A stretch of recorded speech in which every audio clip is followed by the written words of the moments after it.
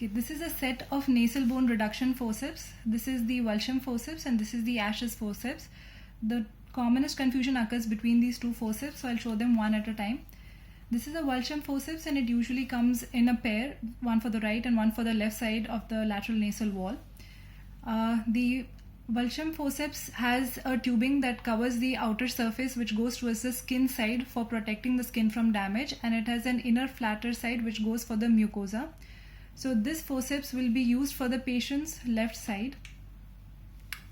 I'll demonstrate it on a skull. So it has to be done from the foot end of the patient. You are facing the patient and you have to stabilize the nasal bone with the index and the thumb of the left hand if you're a right-handed surgeon. You have to hold the lateral nasal wall with this forceps. So this is for the left side of the patient, and you have to stabilize it and turn it towards the outside. Similarly, this one is used for the left side and there will be another forceps for the right side.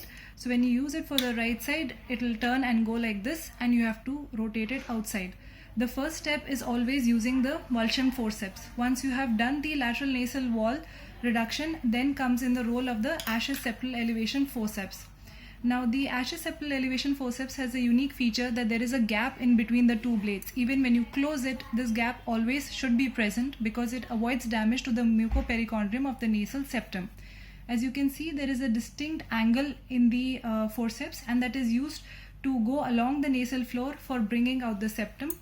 So when you are reducing it, again you are facing the patient at the head end from the foot end, and you have to insert the forceps in this manner. It goes in and you have to hold the septum and you have to iron it out in this manner.